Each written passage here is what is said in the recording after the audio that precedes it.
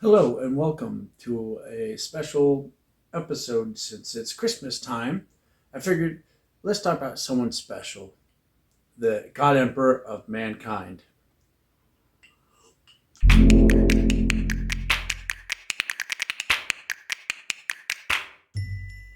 So, talking about the God Emperor of mankind, let's start at the beginning. Way back in the infancy of man, when we were nothing but tribes warring with each other. All the shamans and witch doctors around the world simultaneously had dreams and visions of the universe falling into ruin. So, through their powers of mysticism, dream walking, they all communicated with each other and performed at the same time all across the world. They all performed a ritual. Read from sheets. I am Sofa King. Sofa King. We Todd Ed. We Todd Ed. Now repeat all very fast, please. I am Sofa King. Faster. I am Sofa King. We Todd Ed. No, not so fast. Loses meaning. I am Sofa King. We Todd Ed. You say funny thing. That ended with them killing themselves. Now you may think, why would they do that? What does this have to do with the God Emperor? Let me explain. This ritual was so that all of their souls and spirits could find each other after leaving their corporeal form. And when all their spirits and souls found each other, they all combined into one super soul, basically, and found its way into an infant child. And so, the future Emperor of mankind was born. Now, throughout the ages, the Emperor, hiding deep in the shadows, well, not really in the shadows just yet. See, as he grew from baby, toddler to child, more and more information from all the witch doctors, shaman, and all that slowly, formed in his head. To eventually, by the time he was an adult, he had all of their collective knowledge and the knowledge of the universe's eventual ruin. So, with that, he had purpose. Lucky son of a bitch. So, with his new purpose to save humankind from this eventual universal ruin, he started observing humankind and planning. Throughout all the ages, he mastered and trained his powers, mastering first immortality. So throughout all of humankind, the Emperor has been there, watching, observing, influencing just slightly to make his plans fall into fruition, to eventually reach the pinnacle of humankind, the golden age of technology, or some might say the dark age of technology, depending on who you talk to. Mankind has spread all across the universe. Technology so advanced it will make Starfleet blush. But then something happened.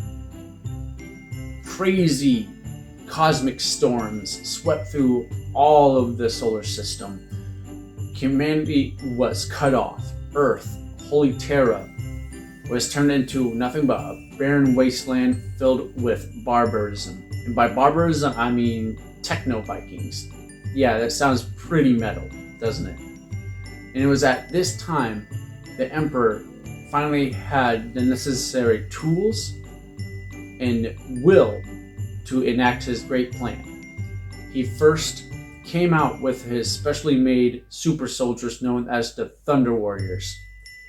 With his Thunder Warriors, he was able to unite all of Terra and take it from a world of barbarism to a world of advancement and enlightenment.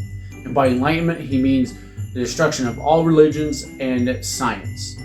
He didn't destroy science, I mean he lifted science. Science was the number one truth that the Emperor held dear. Or so we think. You see, during this time, shortly after uniting all of Earth, or Holy Terra, he went back to his lab underneath the Himalayan mountains, and he created a door. Now, where this door leads to, not many know, but we can infer on events that happened afterwards where it might have went when he went, because he went through the door, it came out. It said he may have went into the warp and talked to the chaos gods themselves and struck a deal. Why would he do that? We don't know, and we may never know. Now, with his newfound knowledge from his doorway, he started creating the Astartes, the Space Marines, eventually making his Thunder Warriors obsolete, and may or may not have brutally murdered all of them since they're obsolete now. And then started spreading his influence across the galaxy, reuniting all of mankind. But there was a second objective to this great crusade, if you will. You see, after shortly creating his Astartes, he also created his sons, the Primarchs. But unfortunately, something happened. You see, Chaos wasn't too happy with what the Emperor was doing after making their quote-unquote deal that we may or may not know of. So they broke into his lab and spread his children across the stars. So with that, the Emperor, with this great crusade, started reuniting all the lost parts of humanity and reuniting with his sons, the Primarchs. Now, unfortunately, this didn't quite go as planned, as some may already know. While the Emperor was eventually able to reunite with all of his sons, he wasn't exactly the best dad, and I'm putting that very lightly. And some of them had some father issues. So, obviously, with comes great father issues, comes great conflict. The Horus Heresy began. Of course, it was a little manipulation by Chaos to make it happen, but they kind of played on their existing daddy issues. So the Great Civil War of the Horus Heresy began. 7 years later, Horus fatally wounds our great emperor, and the emperor completely bodies Horus, like his soul, body, all that, gone, destroyed, nothing left. But with the emperor greatly wounded, what was humanity to do? Well, they put the emperor on a golden throne, pumped him full of old technology, and is now alive, but a corpse being fed 1,000 souls a day. Now, why are they doing this? Well, you see, the Emperor is what's known as a psyker, and a very, very powerful psyker. And he powers what is known as the Astronomicon. Now, the Astronomicon is very important because it's like the North Star to the Imperium of Man. Because the Imperium of Man doesn't travel through space in any normal way you can think of. No. They travel through the warp. You know, the hellish eldritch place in the 40K universe. Yeah, that's how they do it. So to travel through this hellish place, they need a North Star, and the Astronomicon is that North Star. Now, of course, there are some caveats. It said the Astronomicon might have been a beacon for the Tyranids to come into our universe. So that's a thing. So, with that, the great emperor sits upon his holy throne, writhing in agony and decay while helping all of our ships travel through hell. Now, some of you may be wondering, why is he called the God Emperor if he destroyed all religion and hailed science as the ultimate truth? Well, one of his sons, Lorgar, saw the Emperor as a god, which kind of happens when you show up everywhere being 12 foot tall in golden armor with a flaming sword and psychic powers that can make, any other fictional psychic character blush.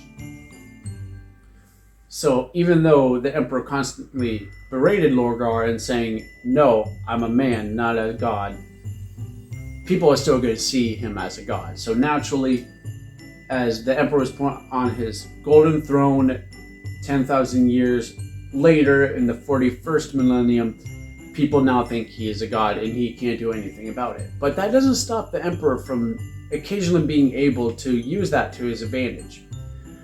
See, many times people will experience something called miracles.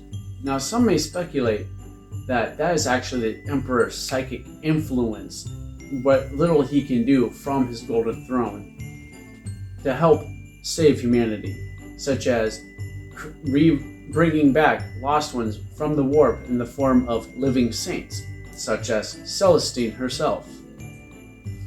Now, what will happen in the future, we may never know, simply because, you know, it's GW. They kind of take forever to further the story. I mean, hell, they are taking 20 years to write the Horus Heresy books, so, you know,